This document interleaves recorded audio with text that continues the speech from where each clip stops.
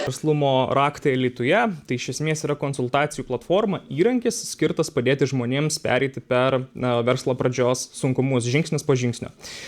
Verslo startupas gali būti sudėtingas, ypatingai pradedančiajam verslininkui, kadangi kiekviena šito daugia pakopio proceso pakopa yra vienodai svarbi, ar tai būtų verslo idėjos generavimas, darbo sutarčių, komercinių sutarčių rengimas, ar tai jau yra gimusios įmonės drabužių rengimas, kaip, pavyzdžiui, firminis stilius ar skaitmeninis marketingas.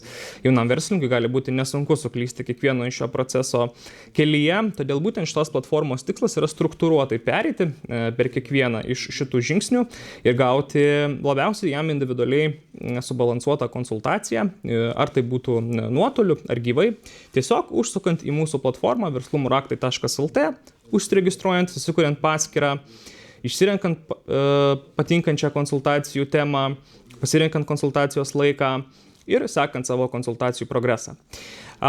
Platforma sujungia kelias sistemas į vieną. Galima ne tik užsiregistruoti ir sekti savo konsultacijų progresą, tačiau taip pat užeiti į savo paskyrą ir bendrauti su savo paskirtu konsultantu gyvai, tiesiog platformos viduje.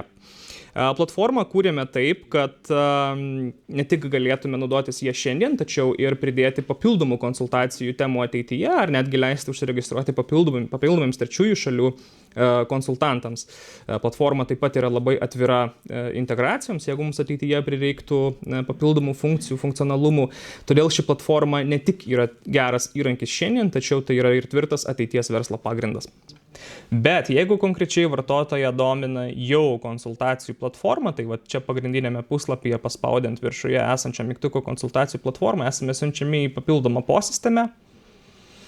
Patenkame čia į konsultacijų platformą, kur iš esmės gauname dar kartą visą reikiamą informaciją apie tai, kas čia yra ir kam čia yra skirta.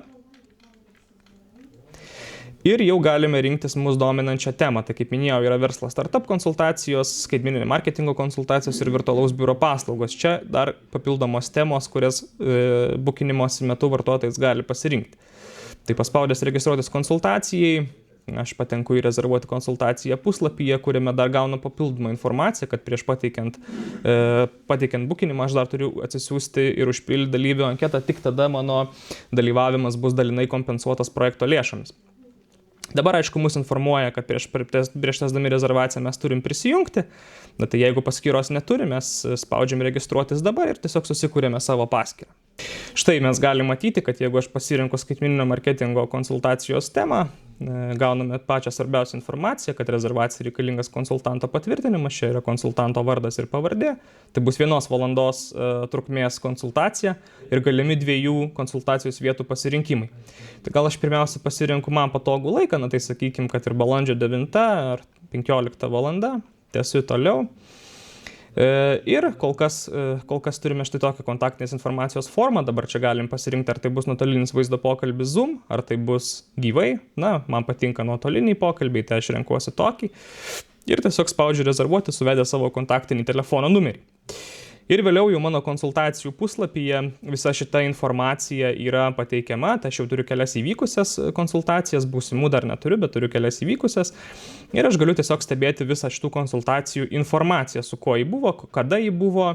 Ir platforma yra ypatinga tuo, kad ji yra pilnai integruota su Zoom'u. Patvirtinus rezervaciją konsultacijai, pati platforma sukuria Zoom'o pokalbių kambarį. Jau konsultantui nebereikia nieko daryti, taip pat nieko nebereikia daryti ir klientui. Jis užsirezervavo, Zoom'o kambarys sukurtas, prisijungiam, diskutuojam. Ar jūs esat verslus? Pasitikrinkim.